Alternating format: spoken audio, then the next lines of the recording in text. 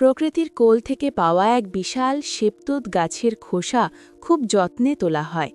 আশ্চর্যের বিষয়, কিছুদিন পর সেই খোসা আবার গাছের গায়ে জন্ম নেয়।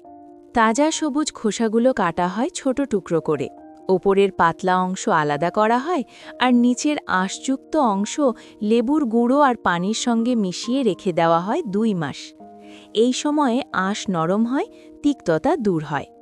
60 দিন পরে আঁশগুলো ধুয়ে নেওয়া হয়, তারপর 2 দিন ধরে গরম ভাপে সিদ্ধ করা হয়, যাতে আঁশ আরও কোমল ও নমনীয় হয়। ভাপ দেওয়া শেষে খোসাগুলো পাহাড়ের বড় পাথরের ওপর রোদে শুকানো হয়, প্রায় 8 থেকে 10 দিন ধরে। পুরোপুরি শুকিয়ে গেলে ঠান্ডা জলে ভিজিয়ে কাপড় ধোয়ার কাঠ দিয়ে পেটানো হয়, যাতে আঁশগুলো আবার আলগা হয়ে যায়। এরপর কাঠের ছাই আর জল মিশিয়ে একটি বিশেষ দ্রবণ তৈরি করা হয়। সেই দ্রবণে রাখা হয় খোসাগুলো 24 ঘন্টা ভাপে। এতে কাগজের রং ফর্সা হয় আর কালি ভালোভাবে ধরে।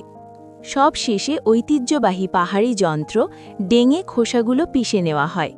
এই নরম মিশ্রণটি পানি আর সিতারা ফললতার রসের সঙ্গে মিশিয়ে একটি জালিযুক্ত কাঠের সাঁচে ঢালা হয়। একটা স্তর তুলে আলাদা করা হয়। ভারী পাথর দিয়ে চাপা হয়, অতিরিক্ত জল বেরিয়ে যায়। তারপর শুকানো হয় রোদে।